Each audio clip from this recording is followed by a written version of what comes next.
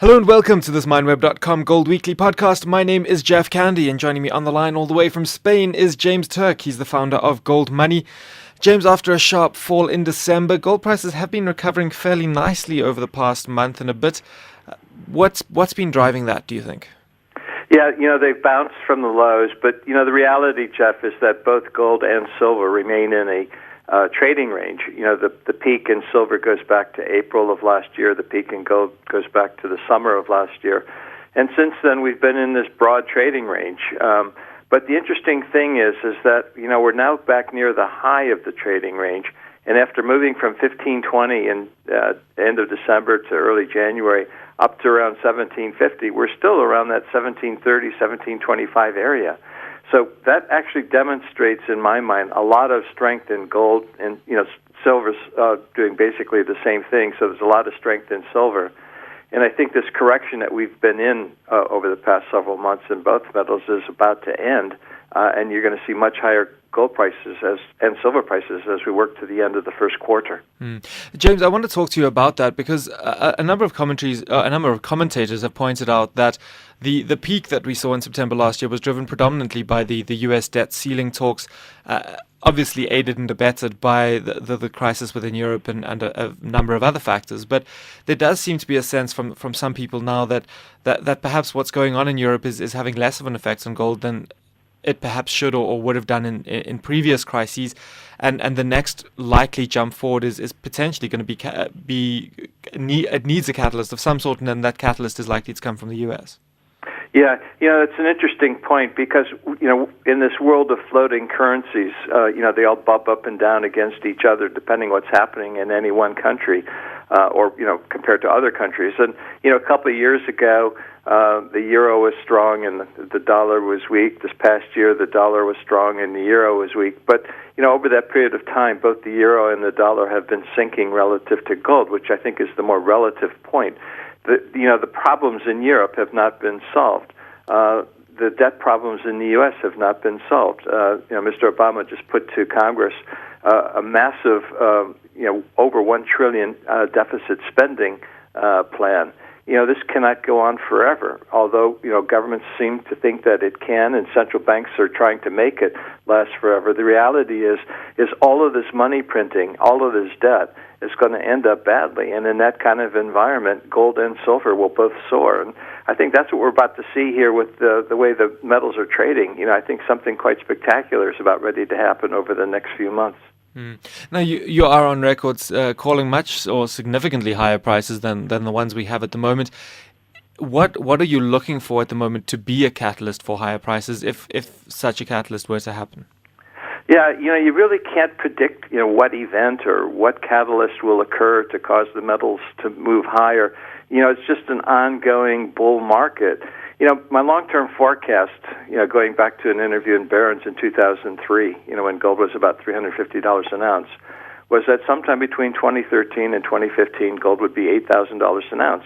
And I'm still, sticking to that forecast. And, that forecast is not based on, crystal balls or anything of that nature. It's basically just mathematical that, when you go into a financial bust, and one began in 2000, people prefer tangible assets over financial assets because in a financial bust, a lot of promises that have been made are broken. And when those promises are broken, confidence in the system falls and people move to tangible assets because they want to own things like gold because gold doesn't have counterparty risk. We're still very much in this major trend. And as the problems in Greece, continue to unravel, because I don't think this Parliament bill that's been approved is going to have any long-term positive effect. And, other problems in Europe and Italy and Spain, continue to unfold. And, recently now the bond rating agencies have marked the United Kingdom for a possible downgrade, which would take it from its AAA status. All of these things cumulatively are providing reasons for people to move out of financial assets to move into tangible assets. So I expect this trend to continue. But, what event it's going to be, you can't really predict that. You just have to play the bull trend, continue to accumulate the metals. And, I've been recommending a dollar cost averaging program to do that. and focus on much higher prices in the years ahead as all of these problems come to a head. James, to argue the other side of that point, though, there are commentators that say because gold does, the main reason for buying gold is, as you say, as a tangible asset, but it doesn't necessarily provide a yield. And if we see a return to real interest rates, we're likely to see some fall off in investment in gold. And that's where a lot of the price action has come in from the investment side on the margins in the gold market. And if we do see a change in real interest rates, people will see a decline in gold prices. Yeah, well, gold doesn't provide a yield because it doesn't have counterparty risk. If you want to put your gold at risk and lend it to someone, you can generate a yield on that. So, right now people don't want that counterparty risk because they don't know whether their gold's going to be returned or whether the euros they have on deposit in their bank is going to be returned if the bank goes belly up. Or the purchasing power of the euros they put on deposit will be returned because of inflation, the way as a result of all of the QE and money printing that's going on around the world. So, you can't really look at some of those, straw man arguments against gold because I don't think they really carry any weight. The more important thing is what's been actually happening, and over the last 11 years, the gold price has risen in U.S. dollar terms at an average annual rate of appreciation of 17%. Now, have you been earning 17% on your dollar deposits or euro deposits every year? You haven't. And so, gold is going to become, I think, more and more attractive as people, understand that, gold is still undervalued and still very much useful. And, valuation is more important than price. They are different things. And as long as an asset is undervalued, you should continue to accumulate it. And by all my historical measures, gold is still undervalued. You talk about the financial system going bust and those kinds of things. It's very much a case of be careful what you wish for.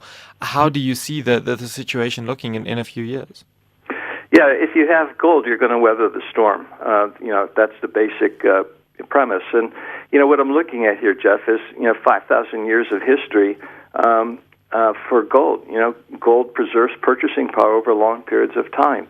This experiment with fiat currency, currency backed by nothing except government promises, is only 40 years old. That pales in comparison to 5,000-year history of gold's use as money. And what's more important is that it's quite clear from all of the imbalances and problems that we're seeing globally with fiat currency that this experiment is going horribly wrong. So, when fiat currencies collapse, which is what I think will inevitably happen unless governments and central banks do an about-face and go back in the right direction towards sound money, fiat currencies will indeed collapse if they continue down this road. And in that environment, we're going to go back to gold eventually anyway. To think that 5,000 years of history of gold has disappeared just because governments say gold is no longer money, is not very logical to make that kind of assumption, particularly given that gold still buys the same amount of crude oil it does today as it did 50 years ago. Gold preserves purchasing power. That's what money is all about. James, I take it then that you would be preferring bullion over gold equities. Well, they're two different things, Jeff.